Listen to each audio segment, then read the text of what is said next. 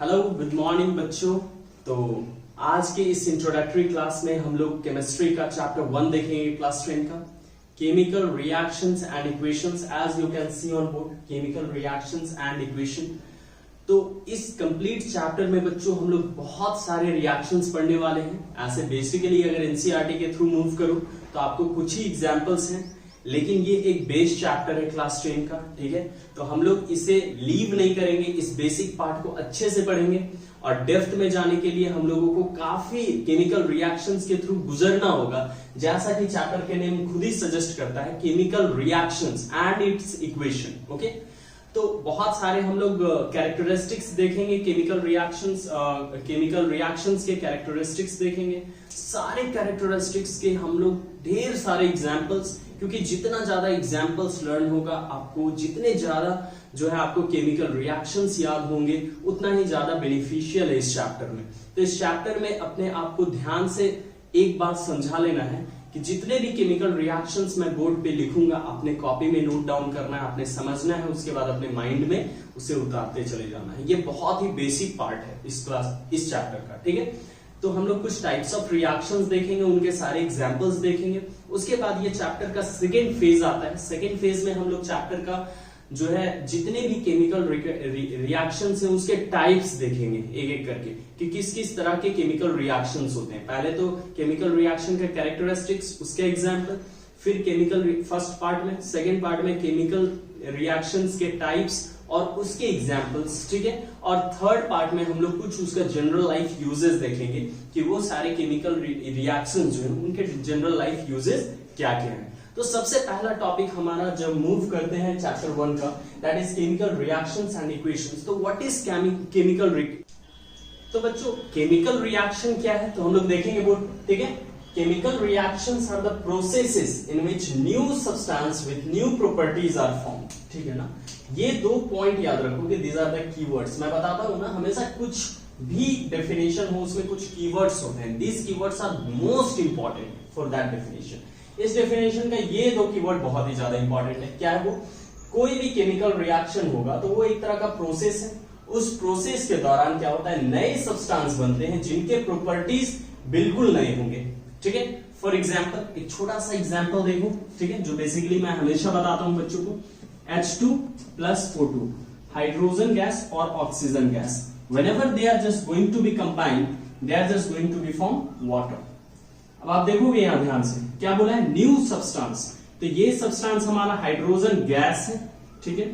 ये सब्सटेंस हमारा oxygen gas है, ठीक है। और ये जो नया सब्सटेंस हमारा बना ये हमारा लिक्विड के फॉर्म में है, वाटर। थोड़ा बैलेंस कर लिया जाए, केमिकल इक्वेशन बैलेंसिंग मैंने सिखाया हुआ आप लोगों को, ठीक है। आप देखो 2 atoms of oxygen, 2 atoms of oxygen, 4 atoms of hydrogen, 4 atoms of hydrogen we do have here, okay। So whenever the gases are combined they are just giving you a liquid, okay। तो नए substance पहले हमारा form हो गया with new properties. थोड़ा properties भी समझ लेते हैं कि कैसे एक नया प्रॉपर्टी बना रहा है। तो यहां पे ध्यान से देखोगे, गैस जो ये हमारा है हाइड्रोजन गैस, ये हाईली इनफ्लेमेबल होता है। ये एज अ फ्यूल यूज होते हैं रॉकेट प्रोपल्सन में, मतलब फायर के लिए एक अच्छा पॉजिटिव थिंग साबित हो रहा है, ठीक है। ऑक्सीजन जो है वो भी एक फायर सपोर्टर है, ये सपोर्ट करता है फायर को, ठीक है, सपोर्ट करता है। फायर बिना ऑक्सीजन का हो ही नहीं सकता, ये भी एक तरह से सपोर्टर ही है, समझिए। सपोर्टर ना बोल करके हम लोग बोलेंगे एक तरह से गुड फ्यूल है, और फ्यूल जो है एक अच्छा ही जो है साबित होता है फायर के लिए। एक्सटिंग्यूश ना करके ये क्या करेगा, हेल्प करेगा बर्निंग में। But this liquid which is formed, this new substance with a new property, इसका प्रॉपर्टी जस्ट इन दोनों के प्रॉपर्टी से अलग है। इसके प्रॉपर्टी में बच्चे क्या हो जाता है कि ये फायर को एक्सटिंग्यूश करने में हेल्प करता है, ठीक है ना, एक्सटिंग्यूश करेगा, बुझाएगा। तो इन दोनों के प्रॉपर्टी से ये जो नए प्रोडक्ट बना उसका प्रॉपर्टी बिल्कुल अलग है। जैसा कि हमारा स्टेटमेंट बोलता है कि ये एक ऐसा प्रोसेस है chemical reaction during that new substance is form, नया सब्सटेंस फॉर्म हुआ और नए प्रॉपर्टी के साथ फॉर्म होता है, with new properties it is form. So this is chemical reaction. Note down in your copy बच्चों, हमेशा कोई भी डेफिनेशन हो, कोई भी एग्जांपल्स हो, हमेशा कॉपी में नोट करने की आदत डालिए, ठीक है। Just note down. And after that we do have the parts of chemical reaction. ये जो केमिकल रिएक्शंस होते हैं उनके दो पार्ट हैं बेसिकली, ये दोनों पार्ट को यहीं से समझोगे, ठीक है। सबसे पहला पार्ट है हमारा LHS, लेफ्ट हैंड साइड। ये हमारा लेफ्ट हैंड साइड हो गया, ये राइट हैंड साइड हो गया, ये हमारा हो गया राइट हैंड साइड। तो LHS जो लेफ्ट हैंड साइड है बच्चों, इसका नाम बताया गया हमें reactants, the substances which take part in a chemical reaction. वैसे सब्सटेंसेस जो रिएक्शन में पार्टिसिपेट करते हैं, ये दोनों रिएक्शन में पार्टिसिपेट किए, तो ये हमारे पास ये हो गया रिएक्टेंट, ठीक है। और ऐसे सब्सटेंस जो नए सब्सटेंस फॉर्म हुआ वो हमारा कहलाता है प्रोडक्ट्स, ठीक है। Now what is products? The new substance which is formed by the reaction of, by the combination of reactants. नए नए सब्सटेंसेस जो पहले सब्सटेंसेस थे उनके कॉम्बिनेशन से जो नया सब्सटेंस फॉर्म हुआ वो हमारा हो जाता है product. After that you will study by product also and the main product also, ठीक है। बाय प्रोडक्ट और मेन प्रोडक्ट भी आप लोग पढ़ोगे। तो बाय प्रोडक्ट और मेन प्रोडक्ट क्या होता है वो हम लोग समझेंगे कुछ वैसे रिएक्शंस को लेकर के। जो मेन प्रोडक्ट हमें रिलीज होगा, जिसके लिए हम लोग प्रिपरेशन कर रहे हैं केमिकल रिएक्शन को, जिसके लिए प्रोडक्ट जो हमें प्रोडक्ट चाहिए वो हमारा मेन प्रोडक्ट हो जाएगा। और उसके साथ जो इवॉल्व हो रहा है, कभी कभी गैसेस इवॉल्व होते हैं, कभी कुछ उसके साथ कम अमाउंट में कोई सब्सटेंस, नया सब्सटेंस फॉर्म होता है, तो वो प्रोडक्ट हमारा सिर्फ एक ही नहीं, कभी कभी एक से ज्यादा भी होगा। तो उस केस में हम लोग देखेंगे जो ज्यादा अमाउंट में होते हैं वो मेन प्रोडक्ट होता है, जो कम अमाउंट में होता है वो बाई प्रोडक्ट होता है।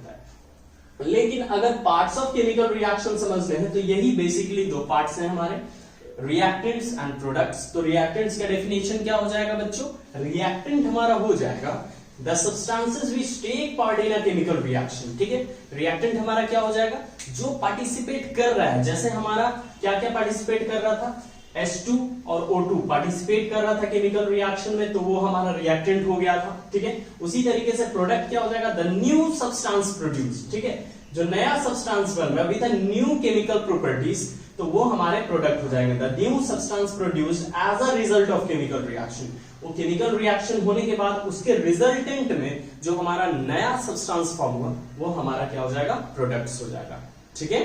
केमिकल रिएक्शन समझने के बाद बच्चों हमारा नेक्स्ट पार्ट आ जाता है, ठीक है, कैरेक्टरिस्टिक्स ऑफ केमिकल रिएक्शन, ठीक है। क्या क्या कैरेक्टरिस्टिक्स हैं केमिकल रिएक्शंस के, क्या क्या कैरेक्टरिस्टिक्स हैं? तो ड्यूरिंग केमिकल रिएक्शंस बहुत सारे कुछ होते हैं, बहुत सारे कुछ। आप एक जनरल अपने लाइफ में केमिकल रिएक्शन का एग्जांपल देख सकते हो, राइपनिंग ऑफ फ्रूट्स, ठीक है, changing of milk into the curd, ठीक है। ये सारे जनरल केमिकल रिएक्शंस जो अब हमारे डे टू डे लाइफ में हो रहे हैं। तो उस दौरान हम लोग बहुत सारा कुछ ऑब्जर्व करते हैं। जैसे राइपनिंग ऑफ फ्रूट के टाइम में देखोगे, पहले मैंगो ग्रीन कलर का होता है, फिर रेडिश हो जाता है, ऑरेंज कलर का हो जाता है, ठीक है। पपाया पहले ग्रीन कलर का, अंदर देखोगे व्हाइट है, तो फिर से वो अपना कलर चेंज कर करके थोड़ा ऑरेंज हो जाता है, तो चेंज इन कलर होता है, ठीक है ना। उसी तरीके से बहुत सारी चीजें होती हैं ड्यूरिंग केमिकल रिएक्शन। वो सारी क्या क्या चीजें हैं वही सारे हमारे कैरेक्टरिस्टिक्स में आ जाएंगे। तो बेसिकली हमारे पास 5 चीजें जो ऑब्जर्व होता है मेनली केमिकल रिएक्शन के दौरान, वो है सबसे पहला है इवोल्यूशन ऑफ गैस। यहाँ पे मीनिंग समझना है इवोल्यूशन का। इवोल्यूशन मतलब होता है रिलीज होना, निकलना, ठीक है। तो इवोल्यूशन ऑफ गैस, किस चीज का रिलीज होना? गैस का रिलीज होना। मतलब एक केमिकल रिएक्शन के दौरान हो सकता है कि कोई गैस रिलीज हो। जैसे कोई एग्जांपल हम लोग लेकर के आगे मूव करेंगे अभी एक एक करके, ठीक है। मैं इसी के बारे में आपको स्टार्टिंग में बता रहा था कि जितने भी कैरेक्टरिस्टिक्स हैं, ये 5 कैरेक्टरिस्टिक्स, सारे कैरेक्टरिस्टिक्स के हम लोग एग्जांपल्स देखेंगे with chemical formula and explanation. तो उससे क्या होता है, वो सारे बेसिक्स हो जाते हैं आगे के फर्दर स्टडीज के लिए, जो बहुत इंपॉर्टेंट है। तो नोट करते चले जाओगे और याद भी करते चले जाओगे हमारे साथ, ठीक है ना। वो सबसे बेसिक फंडामेंटल है यहाँ पर। नेक्स्ट है हमारा फॉर्मेशन ऑफ प्रेसिपिटेट। मतलब क्या हुआ कि एक नया प्रेसिपिटेट का फॉर्म होना। अब याद करो, प्रेसिपिटेट वर्ड है बच्चों, आप लोग एक जगह पे पढ़े थे बचपन में। कहाँ पढ़े थे सर, कहाँ पढ़े थे? थोड़ा सा दिमाग में थोड़ा आ जाता है ना, कहाँ पढ़े थे सर? तो प्रेसिपिटेट बच्चों मैं याद दिलवाता हूँ, आप लोग पढ़े थे वाटर साइकिल में, हाइड्रोलॉजिकल साइकिल में, वाटर साइकिल में। वाटर साइकिल के दौरान याद करो, पहले वाटर इवापोरेट होकर के ऊपर जाता था, तो इवापोरेशन प्रोसेस था। फिर इवापोरेशन के बाद वो कंडेंस होता था, तो कंडेंसेशन प्रोसेस था। फिर कंडेंस होकर के वापस जब रेन के फॉर्म में, ड्यू के फॉर्म में, स्मोक के फॉर्म में, किसी भी फॉर्म में जब वो नीचे आता तो उसे प्रेसिपिटेशन कहते थे, ठीक है। इंटर कन्वर्सन हो रहा है, वहां पे प्रेसिपिटेट कर जा रहा है चीजें। यहाँ पे फॉर्मेशन ऑफ प्रेसिपिटेट में हम लोग पढ़ेंगे जिसे पीपीटी भी बोलते हैं शॉर्ट में, ठीक है, ध्यान रखोगे, स्मॉल लोअर केस लेटर में होगा और एक डॉट के साथ पीपीटी होगा, ठीक है। नया प्रेसिपिटेट का फॉर्मेशन, ये हम लोग कैसे समझेंगे, ड्यूरिंग केमिकल रिएक्शन, अगर हम लोग दो लिक्विड लिए हुए, ठीक है, दो लिक्विड लिए हुए और वो दो लिक्विड के रिएक्शंस के बाद अगर हमें प्रोडक्ट में एक सॉलिड मिल जाए और दूसरा लिक्विड के फॉर्म में मिले, तब हमारा प्रेसिपिटेट का फॉर्मेशन हो रहा है। मतलब ये दोनों लिक्विड में कोई एक लिक्विड रिएक्शंस करने के बाद ये प्रेसिपिटेट का फॉर्मेशन कर रहा है, ये सॉलिड बन जा रहा है। अब जनरल लाइफ एग्जांपल से कैसे समझेंगे, ठीक है, changing of milk into the curd, you have seen, जब दूध फट जाता है, कभी ऑब्जर्व करोगे अपने घर पे, अगर नहीं हुआ है तो थोड़ा सा एक ग्लास ले करके, ठीक है, उसमें लेमन डाल दोगे। Lemon is a kind of N acid, citric acid है, ठीक है ना, जैसे आप डालोगे, या फिर विनेगर आपके पास अगर मौजूद है, वाटर कलर का विनेगर जो होता है जनरली चाउमीन वगैरह में बनाने के लिए यूज किए जाते हैं, घरों में भी कुछ लोग रखते हैं, यूज करते हैं बनाने के लिए, अगर वो डाल दोगे, अगर लेमन नहीं है तो उस केस में क्या होगा, मिल्क धीरे धीरे अपना रिएक्शन और एसिड के साथ रिएक्शन करके चेंज इन स्टेट होना स्टार्ट होता है। वहां प्रेसिपिटेशन का एकदम बेस्ट एग्जांपल मिलेगा। वहां क्या आपको मिलेगा बच्चे, वाटर जो है सेपरेट हो जाएगा और जो उसके चीज है, पनीर बोलो उसको, वो जो निकलता है वो पनीर ही उससे बनता है, ठीक है, तो वो प्रेसिपिटेट का फॉर्मेशन वहां पे शो किया आपको। वो डाउन में बैठ जाएगा या फ्लोट करेगा या कंप्लीटली पार्शियली फ्लोट कर सकता है, तो वो वहां पे प्रेसिपिटेट का फॉर्मेशन कर रहा है, ठीक है। एग्जाम्पल्स में हम लोग देखेंगे, बहुत सारे एग्जाम्पल्स हैं, जैसे पोटेशियम आयोडाइड, जब वो कंबाइन होते हैं लीड नाइट्रेट के साथ, तो हमें चेंज इन कलर भी थोड़ा देखने को मिलता है वहां पे, जो चेंज इन कलर नेक्स्ट है हमारा रिएक्शन। और उसके साथ साथ एक हमारा पोटेशियम नाइट्रेट करके आपका एक नया जो फॉर्मेशन होगा, पोटेशियम आयोडाइड बोल सकते हो, पोटेशियम आयोडाइड का जो फॉर्मेशन होता है येलो कलर का पीपीटी फॉर्म करेगा, ठीक है। तो वो सारे हम लोग एग्जांपल्स में देखेंगे। अभी फिलहाल ये 4 समझना है, 5 समझना है, ठीक है। फिर चेंज इन कलर भी हो सकता है, जो मैंने मैंगो का एग्जांपल्स लिया कि केमिकल रिएक्शन के दौरान रिएक्टेंट हमारा कुछ और कलर का था, रिएक्शन करवाए तो जो प्रोडक्ट बना उसका फीचर चेंज हो गया, कैरेक्टरिस्टिक चेंज हो गया, कलर भी हो सकता है चेंज हो जाए, ठीक है। Change in temperature also takes place, हो सकता है चेंज इन टेम्परेचर भी हो। चेंज इन टेम्परेचर में क्या हो सकता है, बेसिकली या तो टेम्परेचर राइज करेगा या तो टेम्परेचर डिक्रीज करेगा, यही चेंज इन टेम्परेचर है। जैसे अगर 20 डिग्री सेल्सियस पे था हमारा रिएक्टेंट, तो हो सकता है वो 40 डिग्री सेल्सियस भी हो जाए या तो फिर 10 डिग्री सेल्सियस भी हो जाए, मतलब चेंज होना है, टेम्परेचर में भी चेंज आने की पॉसिबिलिटीज होती है, संभावना होता है। Change in state of matter can also takes place, और change in state of matter भी हो सकता है। Change in state of matter कहने का मतलब क्या है, जो हमारा स्टेट ऑफ मैटर था या तो सॉलिड, लिक्विड या गैसेस फॉर्म में, रिएक्टेंट वो प्रोडक्ट बनने के बाद अगर सॉलिड था तो हो सकता है गैस बन जाए, अगर लिक्विड है हो सकता है सॉलिड बन जाए या तो फिर गैस बन जाए। इस तरह से अपने स्टेट ऑफ मैटर को भी चेंज कर सकते हैं। तो आइए हम लोग एक एक करके सारे के एग्जांपल्स के तौर पे समझते हैं, और इनके एग्जांपल मैं बता दूं आपको, बहुत ही ज्यादा इंपॉर्टेंट है बच्चों। सारे एग्जांपल्स को नोट करोगे और लर्न करोगे, क्योंकि कभी कभी एग्जामिनेशन में रिएक्टेंट आपको दे दिए जाते हैं, प्रोडक्ट्स में फिल इन द ब्लैंक्स दे दिए जाते हैं, इन्हीं के एग्जांपल से आता है बेसिकली। तो इसके एग्जांपल्स लिखेंगे भी कॉपी में, लर्न भी करेंगे। तो आइए एक एक करके हम लोग देखते हैं।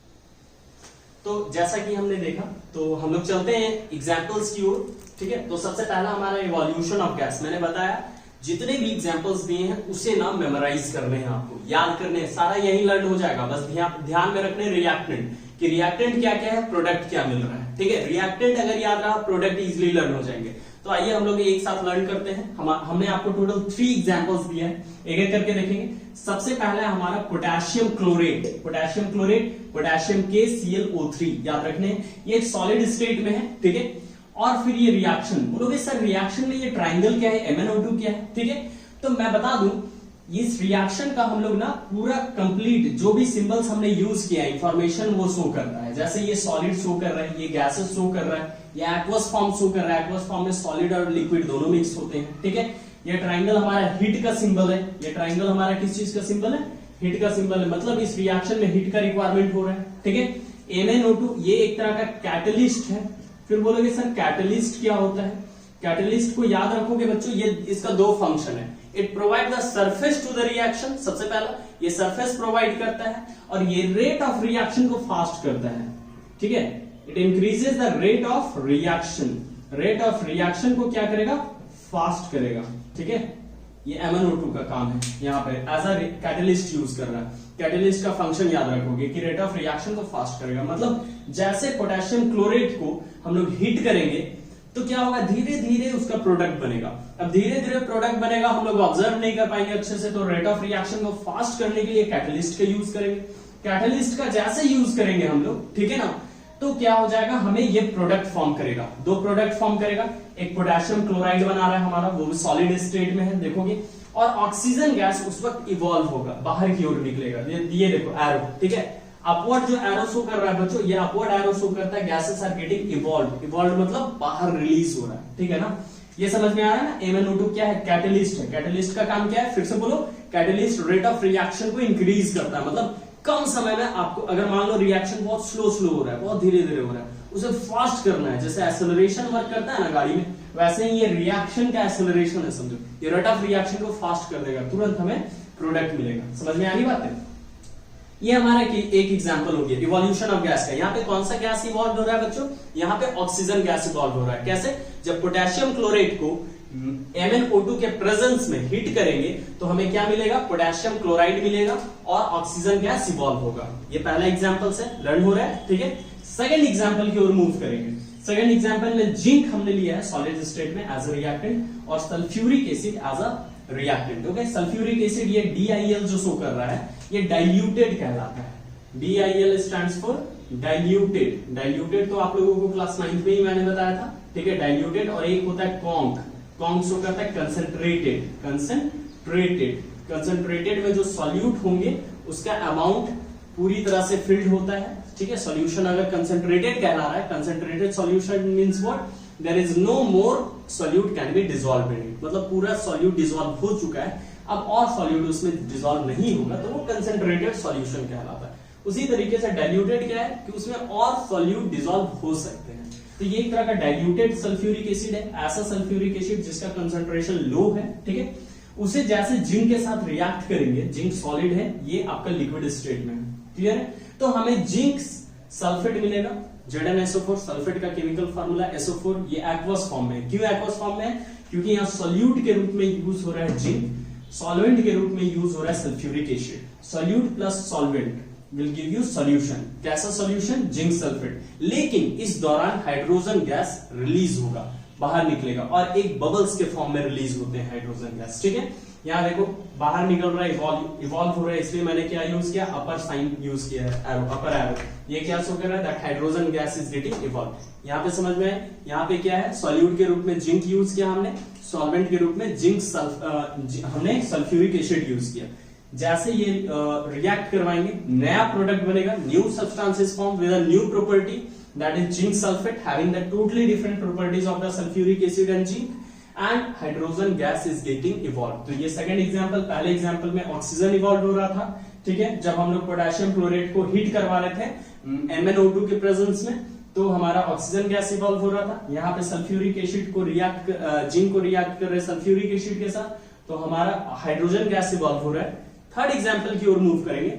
इस तीसरे एग्जांपल में देखोगे बच्चों, आयरन सल्फाइड जो है हमारा, FeS सल्फाइड, नाम याद रखना है, FeS सॉलिड स्टेट में, ये हमारा सॉल्यूट के जैसा वर्क कर रहा है। यहाँ सॉल्वेंट के रूप में फिर से डाइल्यूट सल्फ्यूरिक एसिड हमने लिया, जैसे इससे रिएक्ट करवाएंगे आयरन सल्फेट बनेगा, ऊपर में जिंक सल्फेट बना था। मतलब ये क्लियर हो रहा है कि सल्फ्यूरिक एसिड को मेटल्स के साथ रिएक्ट अगर करवाएंगे तो मेटल सल्फेट बनाना है हमारा, ठीक है ना, मिलनी। तो देखो यहाँ मेटल के रूप में जिंक था तो जिंक सल्फेट बना दिया, मेटल के रूप में आयरन है, सल्फर भी है एज एन मेटल, ये कंपाउंड है, लेकिन ये आयरन इसे डिस्प्लेस कर रहा है, तो FeSO4 बना रहा है, आयरन सल्फेट बना रहा है। और साथ ही साथ फिर बोलोगे सर ये सल्फर कहां गया फिर, तो ये सल्फर जो है हाइड्रोजन के साथ मिल करके, यहाँ हाइड्रोजन गैस इवॉल्व हो रहा था डायरेक्टली, यहाँ सल्फर एक एक्स्ट्रा बच जा रहा था, ये सल्फर हाइड्रोजन के साथ मिलकर के एक कंपाउंड बनाएगा, हाइड्रोजन सल्फाइड गैस। कौन सा गैस, हाइड्रोजन सल्फाइड गैस, और ये इवॉल्व हो जाएगा, बाहर की ओर रिलीज होगा। So these are the example, there is many examples of evolution of gas, ठीक है, बहुत सारे एग्जांपल्स हैं, लेकिन मिनिमम 3-4 अगर एग्जांपल्स आप याद रखते हो तो आपको इस पूरे चैप्टर में कहीं भी कंफ्यूजन नहीं होगा।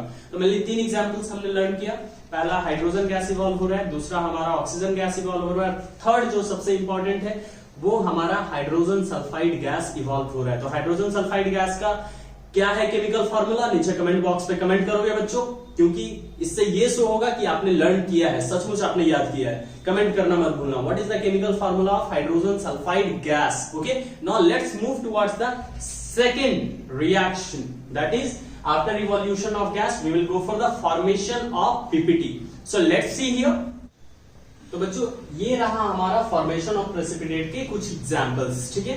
अब इन एग्जांपल्स को ध्यान से कैसे याद करने, कैसे समझने, अब हम लोग यहाँ पे देखते हैं। सबसे पहले मैंने बताया था ना फॉर्मेशन ऑफ प्रेसिपिटेट होता क्या है। एक्चुअल में जब भी दो लिक्विड कंबाइन होंगे एक्वस फॉर्म में हो या फिर लिक्विड स्टेट में हो, तो एक नया सॉलिड हमें मिलता है जो कि प्रेसिपिटेट ये नीचे जो है टेस्ट ट्यूब अगर हम लोग लेते हैं, एक ही टेस्ट ट्यूब में दो केमिकल मिक्स करेंगे तो जो प्रेसिपिटेट बनेगा वो हमारा जनरली नीचे बॉटम में बैठ जाता है, ठीक है ना।